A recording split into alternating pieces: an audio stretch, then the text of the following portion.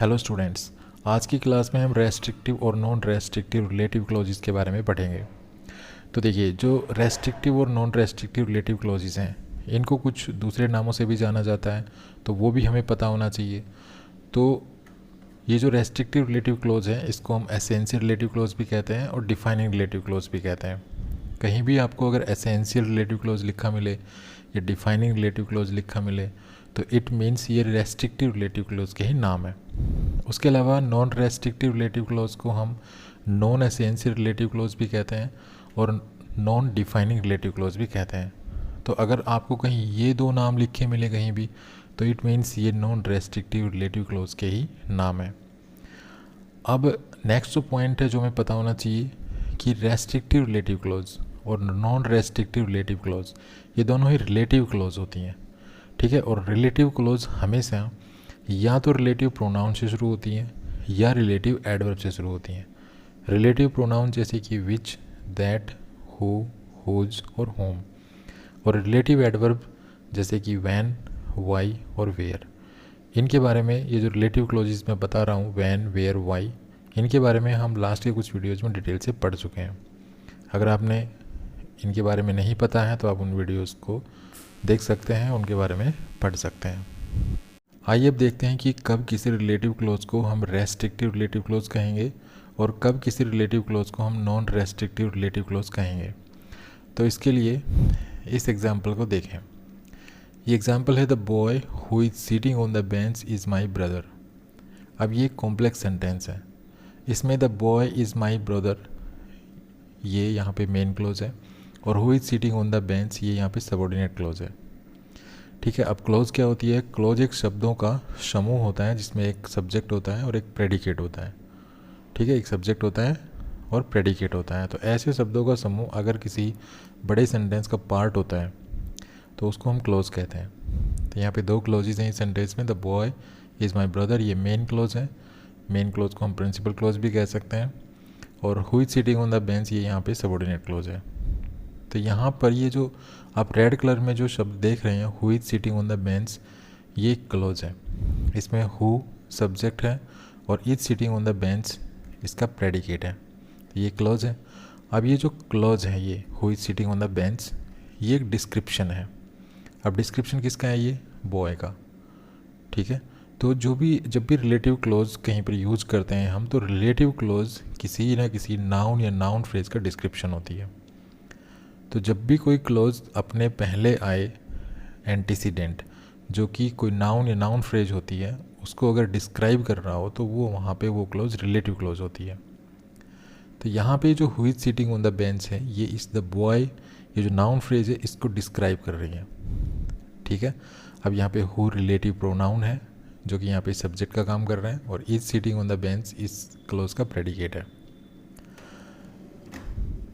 अब next sentence देखिए, someone who is sitting on the bench is my brother. अब इस सेंटेंस में भी दो क्लॉजेज हैं। एक तो सोवन इज़ माई ब्रदर ये मेन क्लॉज है, और who is sitting on the bench ये यहाँ पे रिलेटिव क्लॉज है।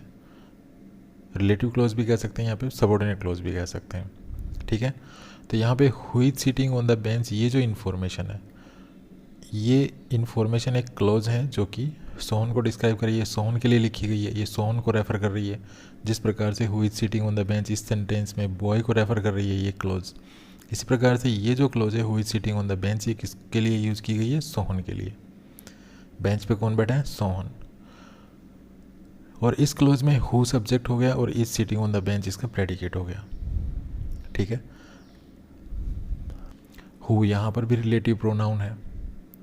अभी हम रिलेटिव प्रोनाउन को देख रहे हैं, आगे हम देखेंगे कि कब किसी रिलेटिव क्लॉज को हम रिलेटिव एडवर्ब से शुरू करते हैं, ठीक है। वो हम आगे देखेंगे, लेकिन फ़िलहाल हम ये समझ लेते हैं कि जो रिलेटिव क्लॉज होती है ये रेस्ट्रिक्टिव या नॉन रेस्ट्रिक्टिव कैसे होती है।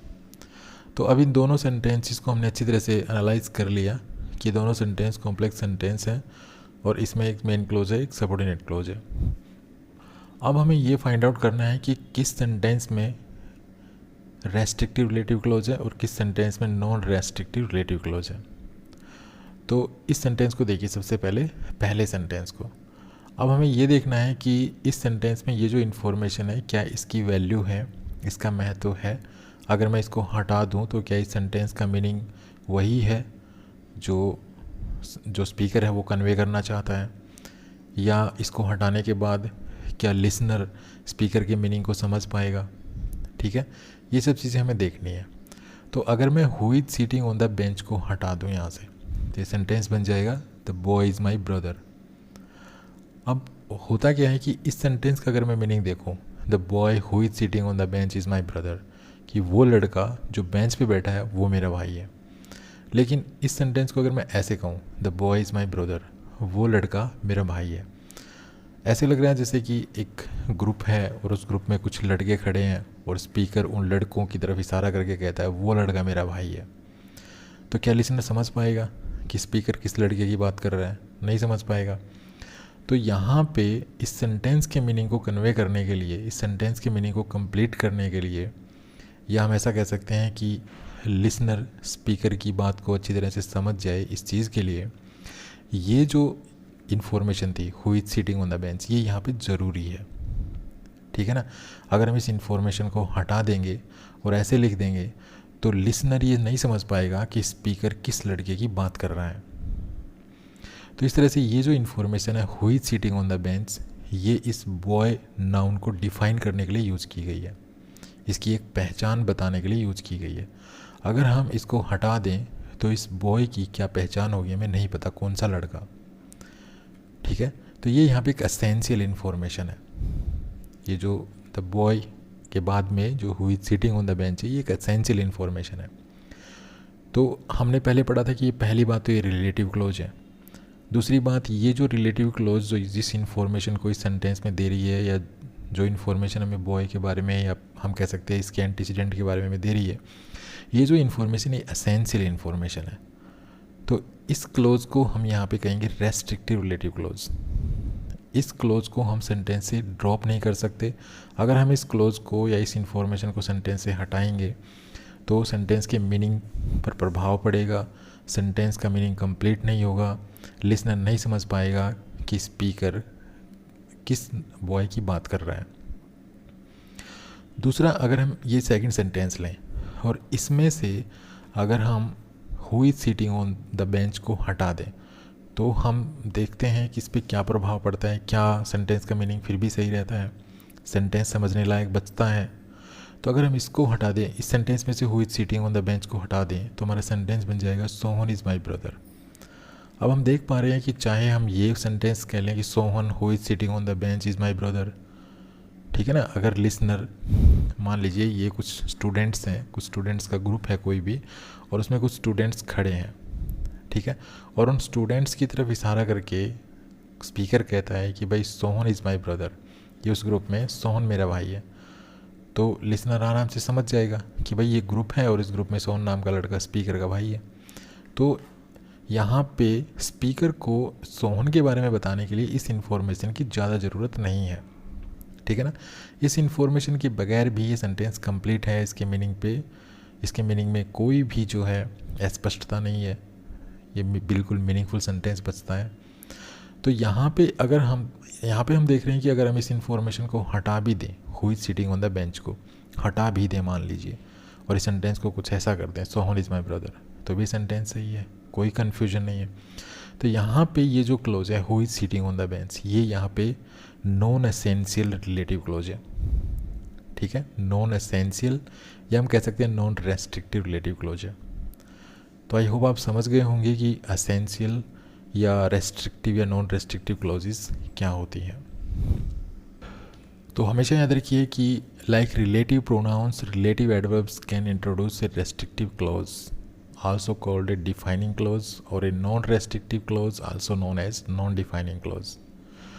कहने का मतलब है कि रिलेटिव प्रोनाउन की तरह ही जो रिलेटिव एडवर्ब्स होती हैं, रिलेटिव एडवर्ब्स मतलब व्हेन, वेयर और वाई, ये जो एडवर्ब्स होती हैं ये भी किसी रेस्ट्रिक्टिव रिलेटिव क्लोज को इंट्रोड्यूस कर सकती हैं, शुरू कर सकती हैं। मतलब कोई भी जो रिलेटिव क्लोज होती है वो रिलेटिव प्रोनाउन की तरह ही जो है रिलेटिव एडवर्ब से भी शुरू की जा सकती है।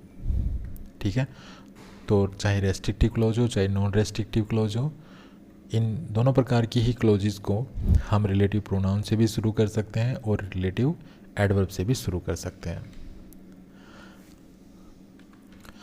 बस आपको ये याद रखना है कि the information provided by the restrictive relative clause is essential for the sentence to make sense. कि जो इन्फॉर्मेशन रेस्ट्रिक्टिव रिलेटिव क्लोज के द्वारा प्रोवाइड की जाती है वो इन्फॉर्मेशन सेंटेंस के कंप्लीट मीनिंग के लिए या सेंटेंस को मीनिंगफुल बनाने के लिए एसेंशियल होती है। ठीक है ना, वो एक एसेंशियल इन्फॉर्मेशन होती है। तो जो भी रेस्ट्रिक्टिव क्लोज जो इन्फॉर्मेशन देती है अपने एंटीसीडेंट के बारे में, जो एंटीसीडेंट नाउन या नाउन फ्रेज होता है, तो उसके बारे में जो इन्फॉर्मेशन देती है रेस्ट्रिक्टिव रिलेटिव क्लोज, वो इन्फॉर्मेशन सेंटेंस के मीनिंग के लिए, सेंटेंस के कंप्लीट मीनिंग के लिए, या ये बताने के लिए कि स्पीकर किस चीज़ के बारे में जिक्र कर रहा है, तो उसके लिए वो इन्फॉर्मेशन एसेंशियल होती है। ठीक है, अभी हम अपने वापस सेंटेंस पे अगर चलें तो देखिए, the boy who is sitting on the bench, यहाँ पे जो who is sitting on the bench है ये एसेंशियल इन्फॉर्मेशन है। अगर हम इसको हटा दें तो इस सेंटेंस का वो मीनिंग नहीं बचेगा जो इस रियल सेंटेंस का मीनिंग है। ओके, तो इस प्रकार से रेस्ट्रिक्टिव रिलेटिव क्लोज हमेशा कैसी इन्फॉर्मेशन देगी, एसेंशियल इन्फॉर्मेशन देगी अपने एंटीसीडेंट के बारे में।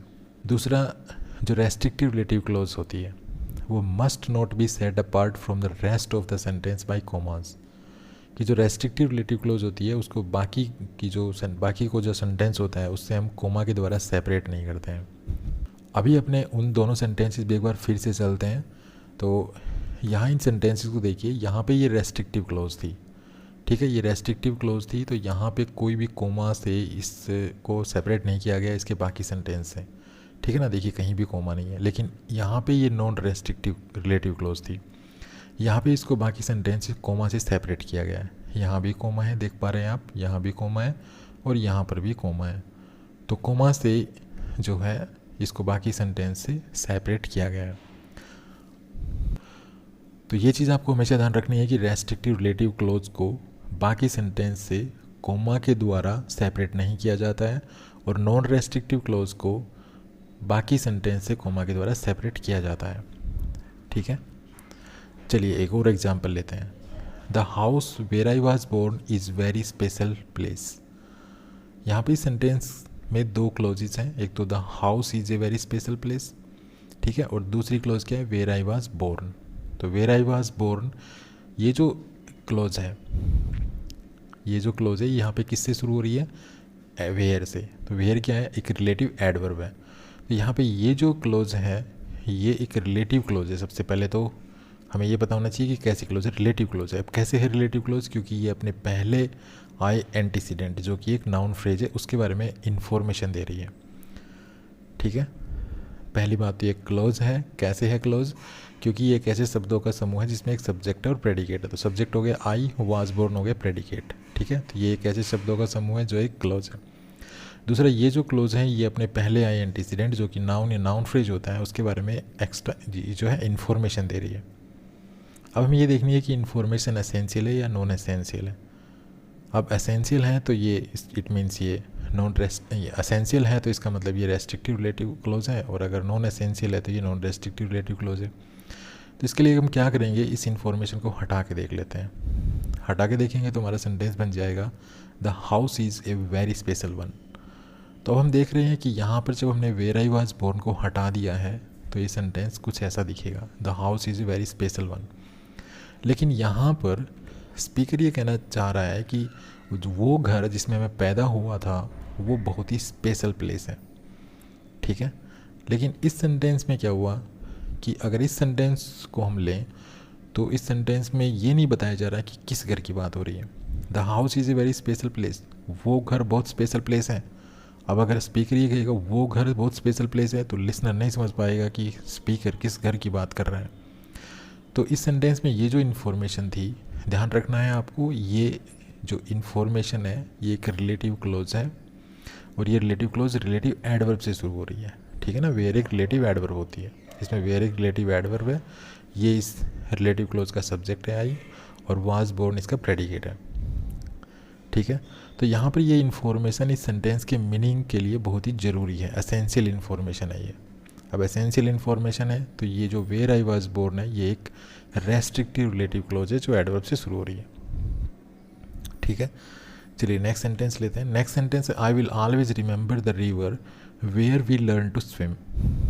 मैं हमेशा उस नदी को याद रखूँगा जिसमें हमने तैरना सीखा था। अब यहाँ पे देखिए where we learn to swim, अब ये जो इन्फॉर्मेशन है ये एक क्लॉज है, क्योंकि एक ऐसे शब्दों का समूह जिसमें एक सब्जेक्ट है, वी यहाँ पे सब्जेक्ट है, लर्न यहाँ पे वर्ब है और टू स्विम इस लर्न का ऑब्जेक्ट है। तो इट मीन्स हम कह सकते हैं कि वी यहाँ पे सब्जेक्ट है और लर्न टू स्विम यहाँ पे इसका प्रेडिकेट है। ठीक है, और वेयर यहाँ पे एक एडवर्ब है। अब ये जो सारी इन्फॉर्मेशन है ये किसके बारे में है? रिवर के बारे में। ठीक है, तो यहाँ पे ये जो क्लॉज है where we learn to swim, ये अपने पहले आए एंटीसीडेंट जो कि एक नाउन फ्रेज है द रिवर, इसके बारे में इंफॉर्मेशन दे रही है। मतलब ये इस द रिवर का डिस्क्रिप्शन है। तो जब भी कोई क्लोज अपने पहले आए नाउन या नाउन फ्रेज के बारे में इंफॉर्मेशन देती है तो वो क्लोज वहाँ पे रिलेटिव क्लोज होती है। अब हमें देखना है कि ये क्लोज रेस्ट्रिक्टिव रिलेटिव क्लोज है या नॉन रेस्ट्रिक्टिव रिलेटिव क्लोज है। तो सीधी सी बात है, इस इंफॉर्मेशन को हम हटा के देख लेते हैं। जब हम हटा के देखेंगे इस इंफॉर्मेशन को तो सेंटेंस कुछ ऐसा दिखेगा, आई will always remember the river. तो एक तो स्पीकर ये बात बोल रहा है, मान लीजिए I will always remember the river where we learn to swim. मैं हमेशा उस नदी को याद रखूँगा जिसमें हमने या जहाँ पर हमने तैरना सीखा था। और एक ये सेंटेंस बोले आई will always remember the river, मैं उस नदी को हमेशा याद रखूँगा, और सिर्फ इतनी बोल के बात को और स्टॉप हो जाए। तो क्या आप समझ पा रहे हैं कि अगर ये सेंटेंस स्पीकर बोले तो लिसनर समझ पाएगा कि किस नदी की बात हो रही है? नहीं समझ पाएगा।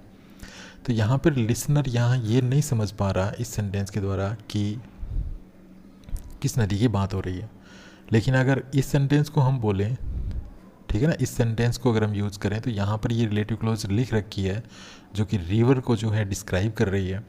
तो यहाँ पे कंप्लीट मीनिंग है, यहाँ पे लिसनर समझ पाएगा कि स्पीकर किस नदी की बात कर रहा है। और यहाँ पर इस सेंटेंस के द्वारा लिसनर नहीं समझ पाएगा कि स्पीकर किस नदी की बात कर रहे हैं। तो यहाँ पे ये इन्फॉर्मेशन सेंटेंस के मीनिंग को कन्वे करने के लिए, कंप्लीट मीनिंग को कन्वे करने के लिए ये इन्फॉर्मेशन यहाँ पे एसेंशियल है, मतलब ज़रूरी है। इसको हम हटा नहीं सकते हैं, हटा देंगे तो सेंटेंस की मीनिंग पे प्रभाव पड़ेगा और लिसनर नहीं समझ पाएगा कि स्पीकर किस नदी की बात कर रहे हैं। तो ये एसेंशियल इन्फॉर्मेशन है। अब एसेंशियल इन्फॉर्मेशन है तो जब essential information relative close convey करती है तो वहाँ पे वो कैसी रिलेटिव क्लोज होती है? वो रेस्ट्रिक्टिव रिलेटिव क्लोज होती है। तो यहाँ पर ये रेस्ट्रिक्टिव रिलेटिव क्लोज है। रेस्ट्रिक्टिव रिलेटिव क्लोज कह लें या एसेंशियल रिलेटिव क्लोज कह लें या डिफाइनिंग रिलेटिव क्लोज कह लें। तो डिफाइनिंग रिलेटिव क्लोज कैसे है कि ये जो इन्फॉर्मेशन है, ये जो रिलेटिव क्लोज है, ये इस रिवर को डिफाइन कर रही है। ठीक है, डिफाइन करने के लिए इसको यहाँ पे लिखा गया है। चलिए एक और सेंटेंस लेते हैं। Yesterday was the day when I met my husband for lunch. अब यहाँ पे देखिए येस्टरडे वाज द डे, कल वो दिन था जब मैं अपने पति से लंच के लिए मिली। तो यहाँ पर कोई स्त्री है, वो अपनी फ्रेंड से कह रही होगी कि कल वो दिन था जब मैं अपने पति से लंच के लिए मिली। तो यहाँ पे जो स्पीकर है उसने यहाँ पे द डे को डिफाइन करने के लिए ये इन्फॉर्मेशन यूज़ की है। अब ये जो इन्फॉर्मेशन है ये इस डे का डिस्क्रिप्शन है। ठीक है, और ये एक क्लोज है। क्लोज कैसे है? क्योंकि ये सबड़ी सेंटेंस का पार्ट है, इसमें ये आई सब्जेक्ट है और met my husband for lunch ये इस क्लोज का प्रेडिकेट है, और ये इसके पहले आई एंटीसीडेंट जो कि नाउन फ्रेज है द डे, उसका डिस्क्रिप्शन है। तो ये पहली बात तो ये रिलेटिव क्लोज हो गई। ये तो क्लियर हो गया कि रिलेटिव क्लोज है। अब रिलेटिव क्लोज है तो ये रेस्ट्रिक्टिव रिलेटिव क्लोज है या नॉन रेस्ट्रिक्टिव रिलेटिव क्लोज है। इस चीज़ को समझने के लिए हम इस इन्फॉर्मेशन को हटा दें तो सेंटेंस बन जाएगा येस्टरडे वाज द डे, कल वो दिन था। अब आप थोड़ा सोच के देखिए, अगर स्पीकर किसी से ये कहे कि कल वो दिन था और बस वहीं पे रुक जाए, आगे कुछ ना बोले, तो लिसनर क्या समझेगा? उसकी बात को नहीं समझेगा। तो यहाँ पे लिसनर ये एक सवाल खड़ा कर सकता है, एक स्वाभाविक सा क्वेश्चन खड़ा कर सकता है, भाई कौन सा दिन? अगर आप कहीं से कहें, आप किसी को ये कहें येस्टरडे वाज द डे, कल वो दिन था, और आगे कुछ ना बोले, तो जो सामने जो सुन रहा है वो आपसे क्वेश्चन भी कर सकता है, भाई कौन सा दिन? ठीक है, तो यहाँ पर ये जो इन्फॉर्मेशन है when I met my husband for lunch, ये इस सेंटेंस के मीनिंग को कन्वे करने के लिए, कंप्लीट मीनिंग को कन्वे करने के लिए यहाँ पे ज़रूरी है। अगर हम इस इन्फॉर्मेशन को हटा देते हैं तो सेंटेंस का मीनिंग अधूरा सा लगता है। तो यहाँ पर ये जो इन्फॉर्मेशन है ये एसेंशियल इन्फॉर्मेशन है जो कि डे के बारे में। तो यहाँ पे पहली बात तो ये रिलेटिव क्लोज है। अब रिलेटिव क्लोज है तो ये एसेंशियल इन्फॉर्मेशन है, एसेंशियल इन्फॉर्मेशन है तो इट मीन्स ये कैसी क्लोज हुई, restrictive relative clause. Next sentence देखिए, I don't know the reason why he got angry. अब यहाँ पे द रीज़न नाउन है, नाउन फ्रेज है एक, और यहाँ पे वाई ही गोट एंग्री, इस ये जो इन्फॉर्मेशन है वाई ही गोट एंग्री ये इस रीज़न का डिस्क्रिप्शन है, ठीक है। अब वाई ही गोट एंग्री अगर इस रीज़न का डिस्क्रिप्शन है तो इट मीन्स ये रिलेटिव क्लोज है। ये वाई यहाँ पे रिलेटिव एडवर्ब है, ही यहाँ पे इस क्लोज का सब्जेक्ट है और गोट एंग्री इस क्लोज का प्रेडिकेट है, तो ये रिलेटिव क्लोज है। अब रिलेटिव क्लोज है तो ये एसेंशियल है या नॉन एसेंशियल है, इट मीन्स ये रेस्ट्रिक्टिव है या नॉन रेस्ट्रिक्टिव, ये हम देखेंगे। इसको देखने के लिए हम क्या करेंगे, इस इन्फॉर्मेशन को हटा के देख लेते हैं, और हटा के अगर इसको देखेंगे तो ये सेंटेंस कुछ ऐसा बनेगा, I don't know the reason. तो I don't know the reason अगर हम कहते हैं तो ये नहीं पता चल रहा है कि किस रीज़न की बात हो रही है। लिसनर ये नहीं समझेगा कि स्पीकर किस रीज़न की बात कर रहे हैं, ठीक है। तो यहाँ पे ये इन्फॉर्मेशन एसेंशियल इन्फॉर्मेशन है, तो यहाँ पे ये जो क्लोज है ये कैसी क्लोज हुई, रेस्ट्रिक्टिव रिलेटिव क्लोज। इसी प्रकार से एक और एग्जाम्पल लेते हैं, do you know the reason why the sky is blue. क्या तुम ये कारण बता सकते हो, कारण जानते हो कि जो आसमान है वो ब्लू क्यों है। तो यहाँ पर ये देखिए ये रीज़न को डिस्क्राइब किया जा रहा है Y the sky is blue से। तो ये जो इन्फॉर्मेशन है Y the sky is blue ये द रीज़न का डिस्क्रिप्शन है। ये द रीज़न यहाँ पर एक नाउन फ्रेज है।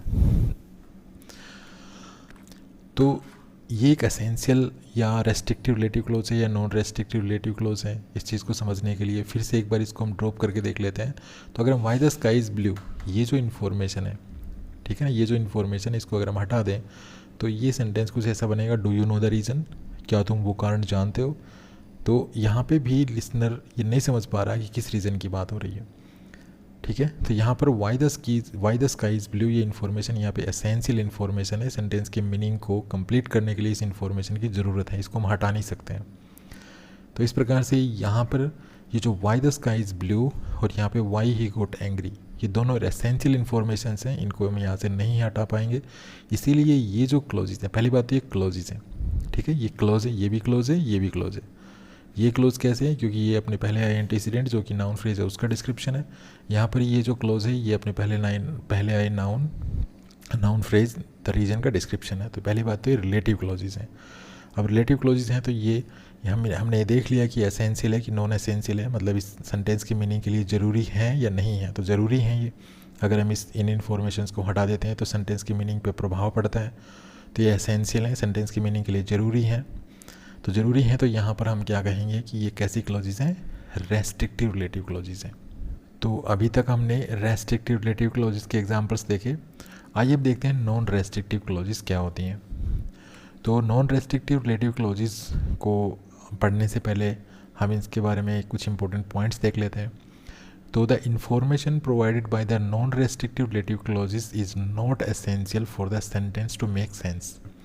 सेंटेंस में जो information non restrictive relative clauses के थ्रू जो है हमें मिलती है वो इन्फॉर्मेशन सेंटेंस की मीनिंग के लिए, सेंटेंस के कंप्लीट मीनिंग के लिए जो है एसेंशियल नहीं होती है। वो एक एडिशनल इन्फॉर्मेशन होती है, वो सेंटेंस की मीनिंग के लिए ज़रूरी भी नहीं होती है। अगर हम उसको हटा दें तो कोई फ़र्क नहीं पड़ता है सेंटेंस की मीनिंग पर। लेकिन जहाँ रेस्ट्रिक्टिव क्लोजेस की बात हो रही थी अभी तक, तो वहाँ पे हम देख रहे थे कि जब हम रेस्ट्रिक्टिव क्लोज को अगर हटा दें, ठीक है ना, रेस्ट्रिक्टिव रिलेटिव क्लोज के माध्यम से जो इन्फॉर्मेशन दी जा रही है सेंटेंस में, अगर उसको हटा दें तो सेंटेंस की मीनिंग पे प्रभाव पड़ रहा था। लेकिन नॉन रेस्ट्रिक्टिव रिलेटिव क्लोजेस ऐसी इन्फॉर्मेशन होती हैं जिसको अगर हम सेंटेंस से हटा भी दें, ड्रॉप भी कर दें, तो सेंटेंस की मीनिंग पे कोई प्रभाव नहीं पड़ता है, क्योंकि ये जो इन्फॉर्मेशन होती है ये एडिशनल इन्फॉर्मेशन होती है, एक्स्ट्रा इन्फॉर्मेशन होती है। तो जैसा कि मैंने आपको बताया था कि जो रेस्ट्रिक्टिव रिलेटिव क्लोज होती हैं और जो नॉन रेस्ट्रिक्टिव रिलेटिव क्लोज होती हैं उनको हम रिलेटिव प्रोनाउन से भी शुरू कर सकते हैं और रिलेटिव एडवर्ब से भी शुरू कर सकते हैं। रेस्ट्रिक्टिव रिलेटिव क्लोजेस को अगर आप एडवर्ब से शुरू करेंगे तो उनको तो आप व्हेन, वेयर, वाई किसी से भी शुरू कर सकते हैं। लेकिन जो नॉन रेस्ट्रिक्टिव रिलेटिव क्लोज होती हैं जिनको हम एडवर्ब से शुरू कर रहे हैं, तो सिर्फ 2 एडवर्ब ही यूज़ की जा सकती हैं नॉन रेस्ट्रिक्टिव रिलेटिव क्लोज को इंट्रोड्यूस करने के लिए। और वो एडवर्ब कौन सी है, वो एडवर्ब है वेयर और व्हेन। वाई से हम नॉन रेस्ट्रिक्टिव रिलेटिव क्लोज शुरू नहीं कर सकते हैं, ये एक इंपॉर्टेंट पॉइंट है यहाँ पे। तीसरा, जो नॉन रेस्ट्रिक्टिव रिलेटिव क्लोजेज होती हैं, तो ये तो हमने वीडियो के शुरू में ही देख लिया था कि जो भी नॉन रेस्ट्रिक्टिव रिलेटिव क्लोजेज होती हैं उनको, चाहे वो रिलेटिव प्रोनाउन से शुरू हो, चाहे वो रिलेटिव एडवर्ब से शुरू हो, अगर वो नॉन रेस्ट्रिक्टिव रिलेटिव क्लोज है तो हम उसको बाकी के सेंटेंसेस कोमा से सेपरेट करते हैं। चलिए एग्जाम्पल देखिए। एग्जाम्पल है Paris where I want to live is the most beautiful city in the world. अब इस सेंटेंस में ये where I want to live, ये यहाँ पे एक रिलेटिव क्लोज है। क्यों रिलेटिव क्लोज है? क्योंकि ये अपने पहले आए नाउन पेरिस के बारे में इंफॉर्मेशन दे रही है, मतलब ये पेरिस का डिस्क्रिप्शन है यहाँ पे। तो ये जो रिलेटिव क्लोज है, अब हमें ये देखना है कि ये रेस्ट्रिक्टिव रिलेटिव क्लोज है, नॉन रेस्ट्रिक्टिव रिलेटिव क्लोज है। तो इसको अगर हम यहाँ से हटा दें तो हमारा सेंटेंस कुछ ऐसा बनेगा, Paris is the most beautiful city in the world. तो यहाँ पे हम देख रहे हैं कि चाहे स्पीकर ये सेंटेंस बोले, चाहे स्पीकर ये सेंटेंस बोले, दोनों का मीनिंग जो है वो कंप्लीट है। मतलब कहने का मतलब क्या है कि अगर स्पीकर ये सेंटेंस बोले Paris where I want to live is the most beautiful city in the world, तो भी लिसनर समझ जाएगा। और अगर इस इंफॉर्मेशन को, ये जो रिलेटिव क्लोज के रूप में जो इन्फॉर्मेशन यूज़ की गई है, अगर इस इन्फॉर्मेशन को हटाकर भी स्पीकर इस सेंटेंस को बोले और ऐसे कहे Paris is the most beautiful city in the world, तो भी लिसनर समझ जाएगा कि किस पेरिस की बात हुई है, क्योंकि पेरिस एक ऐसी स्थान है, एक ऐसी जगह है जो इस वर्ल्ड में सिर्फ एक ही है। ठीक है, तो कॉमन सेंस की बात है कि अगर इस इन्फॉर्मेशन को ना भी लिखें तो भी हम लिसनर समझ जाएगा कि पेरिस किस पेरिस की बात हो रही है। तो पेरिस क्योंकि एक ही है तो इसके बारे में कुछ एक्स्ट्रा कुछ इसके बारे में डिस्क्रिप्शन देने की ज़रूरत नहीं है। तो यहाँ पर ये जो इन्फॉर्मेशन है where I want to live, ये यहाँ पे एक एडिशनल इन्फॉर्मेशन है, एक्स्ट्रा इन्फॉर्मेशन। इस इन्फॉर्मेशन की ज़रूरत नहीं है हमें ये बात बताने के लिए। ठीक है, स्पीकर अगर ये बात बताना चाहता है कि Paris is the most beautiful city in the world, इस सेंटेंस को या इस बात को बताने के लिए अगर वो ये इन्फॉर्मेशन इस सेंटेंस में यूज़ ना भी करे तो भी इस सेंटेंस का मीनिंग पूरा है, इस सेंटेंस की मीनिंग में कोई भी दिक्कत नहीं है। तो चाहे हम इस इन्फॉर्मेशन को हटा दें या इस इन्फॉर्मेशन को लिखा रहने दें, कोई फ़र्क तो पड़ने वाला है नहीं। तो ये जो रिलेटिव क्लोज है इसको हम यहाँ पे कहेंगे नॉन रेस्ट्रिक्टिव रिलेटिव क्लोज, क्योंकि ये एक ऐसी रिलेटिव क्लोज है जो एसेंशियल इन्फॉर्मेशन नहीं दे रही है। ये यहाँ पे जो इन्फॉर्मेशन दे रही है वो एक्स्ट्रा इन्फॉर्मेशन है पेरिस के बारे में। नेक्स्ट सेंटेंस है May when flowers bloom is my favourite month of the year. अब यहाँ पे देखिए इस इन्फॉर्मेशन को, व्हेन फ्लावर्स ब्लूम। अब ये जो इन्फॉर्मेशन है, ये इन्फॉर्मेशन एक क्लॉज है। ठीक है, क्लॉज कैसे है कि ये फ्लावर्स तो हो गया सब्जेक्ट और ब्लूम ये वर्ब हो गया इसका प्रेडिकेट, और ये व्हेन यहाँ पे रिलेटिव एडवर्ब है। तो ये एक ऐसी इन्फॉर्मेशन है जो क्लॉज है। अब क्लॉज है तो ये अपने पहले आए नाउन को डिस्क्राइब कर रही है। ठीक है, पहले आए नाउन के बारे में इंफॉर्मेशन है ये, तो ये यहाँ पे एक रिलेटिव क्लोज है।